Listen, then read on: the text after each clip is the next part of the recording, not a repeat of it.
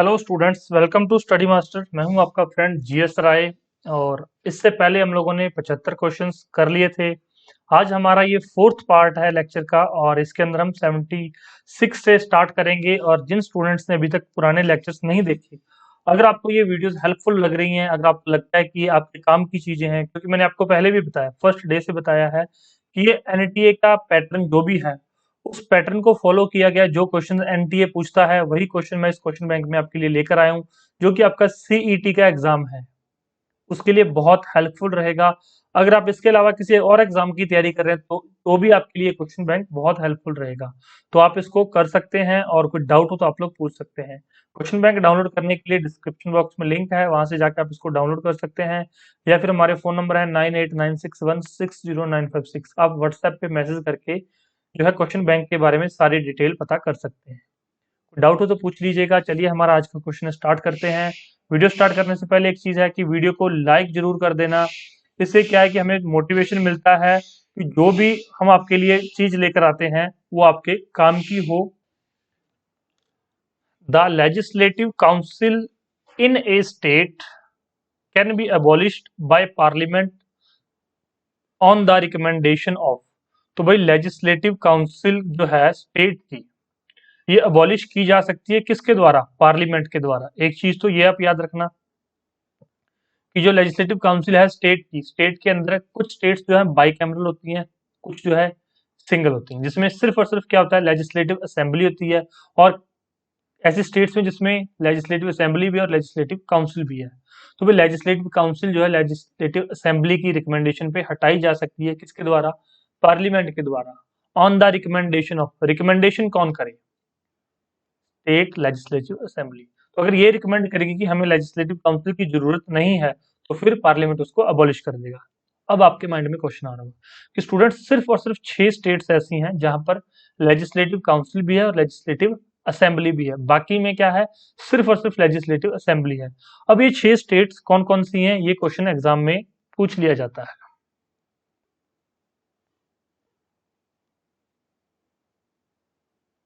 आंध्र प्रदेश, कर्नाटका, उत्तर प्रदेश, महाराष्ट्र और तेलंगाना, एक और रह गई, एक बिहार। याद करने का तरीका आसान बता देता हूं। आंध्र प्रदेश के साथ Telangana,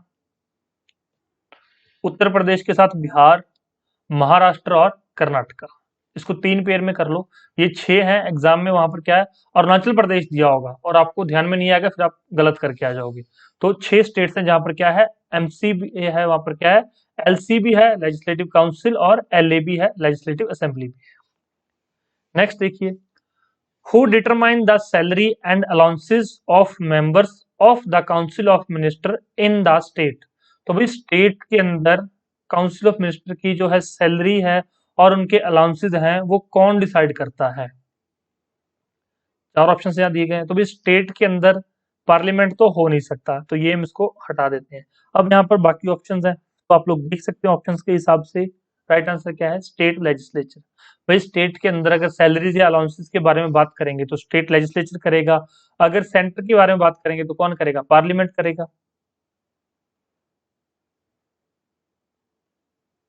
the maximum strength of the nominated members in both the houses of parliament can be.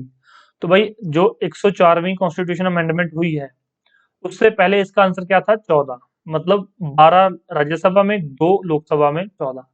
ये इससे पहले की बात है। जब ये अमेंडमेंट हो गई तो अब क्या है, दोनों में सिर्फ 12, सिर्फ राज्यसभा में 12 और लोकसभा में 0।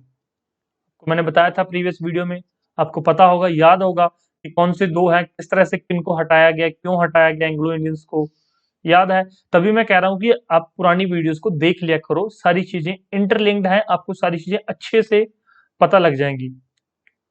पढ़ने का एक और तरीका बता देता हूं मैं आपको, इन चीजों को याद करने का तरीका या पढ़ने का तरीका। तरीका क्या हो सकता है?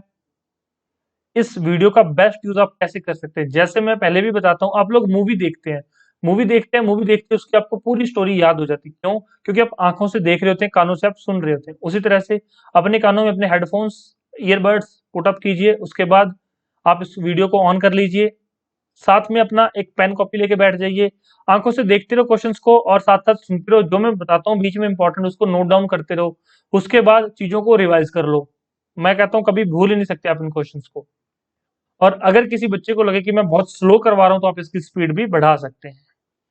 यूट्यूब के सेटिंग में जाके मैंने आपको बहुत बार बताया हुआ है, फिर भी किसी को नहीं पता तो आप लोग हमसे फिर पूछ सकते हैं। नेक्स्ट क्वेश्चन देखिए, decision regarding disqualification of members in the Lok Sabha. भाई लोकसभा में मेंबर्स की डिसक्वालिफिकेशन, तो इसका डिसीजन किसके द्वारा लिया जाता है? तो इसका जो डिसीजन है स्पीकर के द्वारा लिया जाता है। नेक्स्ट क्वेश्चन पे चलते हैं। Nothing in article 13 shall apply to any amendment made under this article was inserted in article 368। तो भाई 368 के अंदर ये लिखा गया है कि आर्टिकल 13 के अंदर की गई कोई भी अमेंडमेंट आर्टिकल 368 के अंदर अमेंडमेंट की गई नहीं मानी जाएगी। तो ये जो प्रावधान है किस आर्टिकल के किस अमेंडमेंट के तहत किया गया था? Constitutional amendment 24th constitutional amendment. ये कब हुई थी? 1971 के अंदर। ठीक है, कि आर्टिकल 13 में किया गया कोई भी प्रावधान, कोई भी अमेंडमेंट आर्टिकल 368 के तहत नहीं मानी जाएगी। ये किसके तहत किया गया था? 24वीं कॉन्स्टिट्यूशन अमेंडमेंट, संविधान संशोधन 1971। नेक्स्ट देखिए, the parliament is empowered to amend its constitution and its procedure under. तो भाई जो है पार्लियामेंट को पावर कहां से मिलती है और इसका जो प्रोसीजर है वो कहां से पता चलता है? तो आपको पता है अमेंडमेंट 368 याद हो गया होगा, मैं शुरू से आपको बताता आ रहा हूं। तो आर्टिकल 368 के अंदर इसका जो है पावर भी मिलती है और प्रोसीजर भी दिया गया। पावर किसको मिलती है? पार्लियामेंट को। क्या करने की? अमेंड करने की कॉन्स्टिट्यूशन को। On the receipt of a constitution amendment bill after passing by each house of the parliament, the president. तो प्रेसिडेंट के पास क्या ऑप्शंस बचते हैं? कोई भी कॉन्स्टिट्यूशन अमेंडमेंट बिल अगर पास कर दिया जाए दोनों हाउसेस के द्वारा, अगर राज्यसभा और लोकसभा दोनों हाउसेस के द्वारा कॉन्स्टिट्यूशन अमेंडमेंट बिल अगर पास कर दिया जाए तो प्रेसिडेंट के पास सिर्फ और सिर्फ एक ही ऑप्शन बचता है। क्या? Shall give his assent. वो अपनी अनुमति उसको प्रोवाइड करेगा ही करेगा। क्यों? क्योंकि जो अमेंडमेंट बिल है ये प्रेसिडेंट की रिकमेंडेशन पे ही लाया जाता है, इसलिए इसको हटाने की, असेंट इसको विदहोल्ड करने की या फिर से कंसिडर करने के ऑप्शन प्रेसिडेंट के पास नहीं बचता। तो ये बहुत इंपॉर्टेंट क्वेश्चन है। नेक्स्ट देखिए, द प्रोविजन ऑफ आर्टिकल 368। अब 368 क्या है? अमेंडमेंट से संबंधित। Of the constitution of India as it stand today deals with. भाई अभी ये क्वेश्चन फिर से, मतलब जो ऊपर क्वेश्चन करवाया मैंने वही क्वेश्चन रिपीट किया गया, थोड़ा सा अलग वे में पूछा गया। Power as well as procedure for amendment of the constitution. क्या है इसका आंसर? सी। Simple question. अभी मैं कहता हूं आपको, जब आप प्रैक्टिस कर लेंगे, बहुत सारी प्रैक्टिस कर लेंगे, आपको सारी चीजें पता लगने लग जाएंगी। जिस तरह से ये क्वेश्चन रिपीट हो रहे हैं एग्जाम में जाके भी आपको लगेंगे कि ठीक है, ये मैंने स्टडी मास्टर की वीडियोस देखी थी, स्टडी मास्टर का क्वेश्चन बैंक मैंने फॉलो किया था, सेम ही क्वेश्चन दिए गए, यहाँ पर सारे क्वेश्चन वैसे के वैसे रिपीट हो गए हैं, तो आपको ज्यादा परेशानी नहीं होगी। Which among the following states has only one house i.e. Legislative assembly. अभी मैंने आपको बताया था 6 है जहां पर क्या है, 2 हाउसेज है, अपर हाउस और लोअर हाउस, एलसी और LA, member of legislative council और member of legislative assembly. 6 states हैं, कौन कौन सी थी याद कर लेते हैं। महाराष्ट्र और कर्नाटक, उत्तर प्रदेश और बिहार, मैंने भी आपको याद करवाया था, आंध्र प्रदेश और तेलंगाना, ये 6 थी। तो इसमें क्या क्या? ओनली वन हाउस, तो कौन सी है? महाराष्ट्र में 2 हाउस हैं, कर्नाटक में 2 हाउस हैं, बिहार के अंदर भी 2 हैं, वेस्ट बंगाल के अंदर सिर्फ 1 हाउस है। तो हमारा राइट आंसर क्या होगा? ए, वेस्ट बंगाल। सिंपल क्वेश्चन था। Money bill can be introduced in. तो मनी बिल कहां पर इंट्रोड्यूस किया जा सकता है? The house of the people. Money bill सिर्फ और सिर्फ हाउसेज ऑफ द पीपल के अंदर इंट्रोड्यूस किया जा सकता है। स्टूडेंट्स, मैं आपके लिए यहाँ पर आपको क्वेश्चंस करवा रहा हूँ, डेली लेक्चर्स आ रहे हैं, बिल्कुल आपकी लैंग्वेज में धीरे धीरे चीजें करवाई जा रही हैं।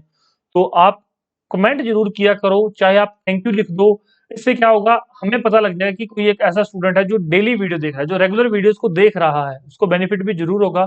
तो टू वे कम्युनिकेशन के लिए कमेंट जरूर किया करो। Thank you, good morning, good evening, good night, जो भी लिखना हो आप किया करो कमेंट। कुछ बच्चे थम्स अप भेजते हैं, कुछ अलग अलग भेजते हैं, ठीक है, आपका कमेंट आना चाहिए, हमें पता लगना चाहिए कि ठीक है स्टूडेंट ने लेक्चर को देखा है। इतना सा कर दिया करो। After what time period the house may declare the seat vacant of any member when he absent from all meetings without permission of the house. तो भाई कितने टाइम के बाद उसकी सीट वैकेंट कर दी जाती है? 60 दिन अगर कोई भी मेंबर सारी मीटिंग्स में से एब्सेंट है विदाउट एनी परमिशन, हाँ परमिशन लेके तो चाहे वो कितना टाइम मर्जी छुट्टियां ले सकता है, लेकिन बिना परमिशन के अगर 2 महीने वो हाउस में प्रेजेंट नहीं हुआ तो उसकी सीट क्या है? वैकेंट डिक्लेयर कर दी जाती है। Whose decision is the final regarding the disqualification of a member of either house of the parliament? तो भाई डिस्क्वालिफिकेशन का जो डिसीजन है वो फाइनल डिसीजन किसका होगा? पार्लियामेंट के अंदर। तो भाई अगर बात करें लोकसभा की तो स्पीकर का, अगर बात करें राज्यसभा की तो चेयरमैन का, जिसको कि वाइस प्रेसिडेंट बोलते हैं। तो स्पीकर ऑफ लोकसभा और चेयरमैन ऑफ राज्यसभा, इनके डिसीजन जो है फाइनल रहते हैं किसके regarding? Disqualification of the members के रिगार्डिंग। नेक्स्ट देखते हैं, who has the power to dissolve the house of the people? तो हाउस ऑफ द पीपल को डिसॉल्व करने की पावर या शक्ति किसके पास है? कौन कर सकता है इसको डिसॉल्व? The president.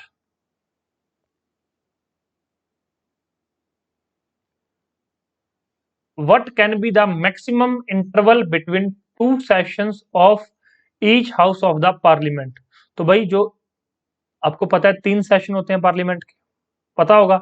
चलिए पता है तो बता दीजिए 3 कौन कौन से सेशन होते हैं? पार्लियामेंट के 3 कौन कौन से सेशन होते हैं? तो इसमें पूछा गया है कि maximum interval between the 2 session of each house of the parliament. तो कितना समय मैक्सिमम इंटरवल होता है? सिर्फ और सिर्फ 6 महीने का टाइम होता है 2 सेशंस के बीच मैक्सिमम, इससे ज्यादा गैप नहीं होना चाहिए। और साल में कितने सेशन होते हैं? 3। कौन कौन से होते हैं वो आप लोग हमें कमेंट करके जरूर बताइएगा, हमें आपके कमेंट्स का इंतजार रहेगा। नेक्स्ट देखिए question, the council of ministers is collectively responsible to the. जो काउंसिल ऑफ मिनिस्टर्स है ये कलेक्टिवली रिस्पॉन्सिबल होते हैं किसको? The house of the people को।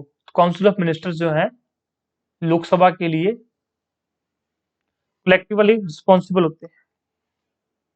नेक्स्ट देखिए, who determine the remuneration of advocate general of the state? यहां पर किसकी बात की जा रही है? स्टेट की।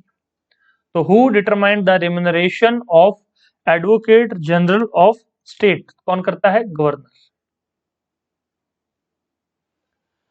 What is the minimum age of a person to become members of legislative council?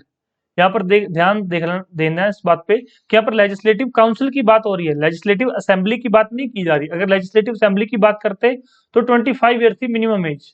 अगर कोई भी व्यक्ति अगर 25 साल की एज पूरी कर जाता है तो इलेक्शन लड़ सकता है लेजिस्लेटिव असेंबली का। अगर लेजिस्लेटिव काउंसिल की बात करें तो 30 साल।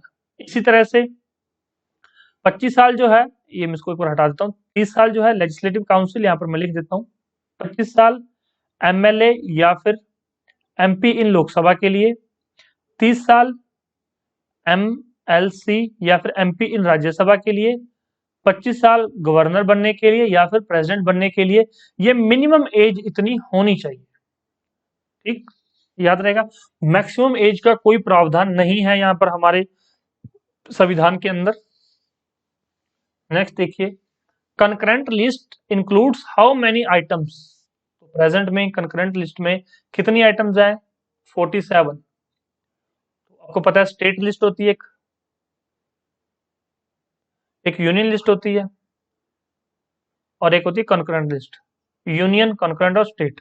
अब कंकरेंट लिस्ट में मैंने बता दिया कि 47 आइटम है। अब आप लोग बताएंगे कि यूनियन लिस्ट में और स्टेट लिस्ट में कितनी कितनी आइटम्स हैं, क्योंकि स्टूडेंट जो क्वेश्चन मैं करवा रहा हूँ ये क्वेश्चन आएंगे, लेकिन इनसे मिलता जुलता दूसरा क्वेश्चन आ सकता है जो मैं आपको यहाँ पर कमेंट में कमेंट करने के लिए बता रहा हूँ।